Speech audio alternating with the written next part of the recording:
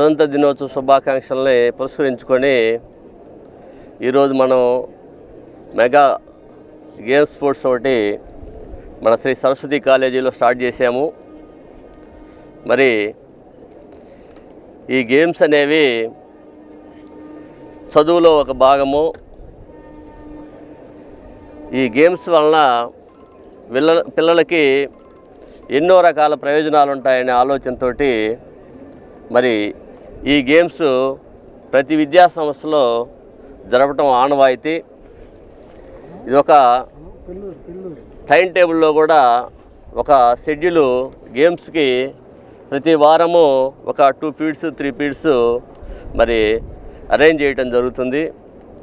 ఈ గేమ్స్ వలన పిల్లలకి మానసిక ఉత్తేజము, శారీరక దృఢత్వము మరి ఏర్పడటమే కాకుండా హెల్దీగా ఉండటానికి, కొంత సంతోషాన్ని తీసుకోవడానికి, ఫ్రెండ్లీ నేచర్ ఏర్పడడానికి, ఒక టీం వర్క్గా మరి పిల్లలు ఎట్లా గెలుపు అనేది తీసుకోవాలి అనే దానికి ఈ గేమ్స్ అనేవి ఉపయోగపడతాయి. ఎక్కువ మంది పిల్లలు ఓటమిని తట్టుకోలేరు. ఎందుకంటే జనరల్గా విద్యార్థులు సంవత్సరం లాస్ట్లోనో లేకపోతే 10th క్లాస్లోనో ఒకసారి ఎగ్జామ్ రాస్తారు. ఆ ఎగ్జామ్ రాసినప్పుడు మరి వాళ్ళు అనుకున్న మార్కులు రాకపోతేనో లేకపోతే ఫెయిల్ అయిపోతేనో అది మొట్టమొదటి ఓటమిలాగా భావించి పిల్లలు చాలా రకాలుగా మానసికంగా ఇబ్బంది పడే మరి పరిస్థితులు ఉన్నాయి. అట్లానే ఇలాంటి గేమ్స్ జరిగినప్పుడు మరి ప్రతిరోజు గేమ్స్ జరిగినప్పుడు ప్రతిరోజు పిల్లవాడు ఓడిపోవటము, గెలవడము అనేది జరుగుతూ ఉంటుంది. అంటే గెలుపోవటములు అనేవి వారికి అలవాటు పడతాయి. మరి ఓడిపోయినప్పుడు మనం ఏ విధంగా ఎందుకు ఓడిపోయాము, మనం టీం వర్క్ చేయలేకపోయాము, ఎట్లా చేస్తే మనం ఈసారి రేపు ఆడబోయే గేమ్స్లో మనం సక్సెస్ అవుతాము అని ఒక ప్రీ ప్లాన్డ్గా ఒక టీం వర్క్ తయారు చేసుకోవడము జరుగుతుంది. అట్లానే మరి గెలిచినప్పుడు కూడా గెలుపోవటములు మరి ఫ్రెండ్లీగా తీసుకొని మరి గెలిచిన వారు మరి టాలెంట్ ఉన్న పర్సన్స్ గెలుస్తారు. మరి టాలెంట్ తగ్గిన వాళ్ళు ఓడటానికి మన అందరం కూడా ఇష్టపడాలి. టాలెంటెడ్ని మనం ప్రోత్సహించాలి. మరి ఈ గెలుపోవటములు గెలిచిన వ్యక్తి మరి మన ఫ్రెండే అన్నట్టుగా ఓడిపోయే వాళ్ళు కూడా మరి అట్లా భావించినప్పుడు పిల్లల్లో స్నేహభావం పెంపొందుతుంది.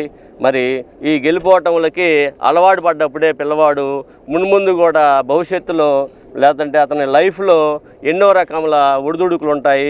ఆ ఒడిదుడుకులను తట్టుకొని నిలబడటానికి మరి విద్యార్థి దశలోనే ఈ గేమ్స్ ద్వారా మరి ఓటమి గెలుపుకి పునాది అనుకుని భావించి మరి కష్టపడ్డప్పుడే ఇవన్నీ జరుగుతుంటాయి.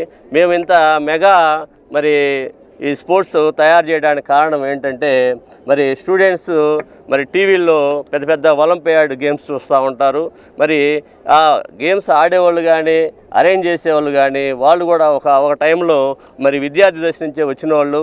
మరి వాళ్ళకు కూడా మరి వీళ్ళు కూడా ముందు ఫ్యూచర్లో మరి భావిత పరులు వీళ్ళే కాబట్టి ఫ్యూచర్లో ఇలాంటి స్పోర్ట్స్ కానీ లేకపోతే ఇలాంటి మేనేజ్మెంట్ కానీ ఎప్పుడైనా వాళ్ళు చేయాల్సి వచ్చినప్పుడు ఒక రకమైన అవగాహన కోసం కూడా ఇది పిల్లలకు ఉపయోగపడుద్దని మేము మరి ఒక 4 రోజులు మరి ఒక వారం రోజుల నుంచి మరి directors Ganesh sir, Shankar sir, మా సిఓ సారు వీళ్ళందరూ మా ప్రిన్సిపాల్స్ కానీ డీన్స్ కానీ మరి నిత్యము కష్టపడి మరి వారం రోజుల నుంచి ఒక ప్లాన్ చేసి మరి ఒక 92 టీములు 108 గేమ్స్ ఏదో పెట్టారు. మరి ఇన్ని టీములు తయారు చేసి ఇంతమందిలో ఎటువంటి డిస్టర్బెన్స్ లేకుండా పెద్ద ఒలింపియాడ్ గేమ్స్ జరిగినట్టుగా ఇది అరేంజ్ చేయాలంటే దీని వెనక ఎంత తతంగం ఉంటుందో ఒకసారి మనం ఆలోచించాల్సి ఉంటుంది. మరి ఇవన్నీ కూడా ఇదంతా స్ఫూర్తిగా స్టూడెంట్స్ కూడా తీసుకొని ముందు మరి ఇలాంటి కార్యక్రమాలు మా స్టూడెంట్స్ కూడా చేయాలని, వాళ్ళు కూడా ఫ్యూచర్లో మంచి స్థాయికి ఎదిగి ఇలాంటి కార్యక్రమాలు అనేకం చేయాలని నేను దేవుని కోరుకుంటూ వాళ్ళందరికీ మరి ఆ శక్తియుక్తులను దేవుడు ప్రసాదించాలని నేను మీ అందరి సమక్షంలో నేను కోరుకుంటున్నాను. మీ అందరికీ మరి ఈ కార్యక్రమాన్ని జయప్రదం చేయడానికి వచ్చినటువంటి మీ అందరికీ మరొకసారి నా హృదయపూర్వక ధన్యవాదాలు తెలియజేసుకుంటున్నాను.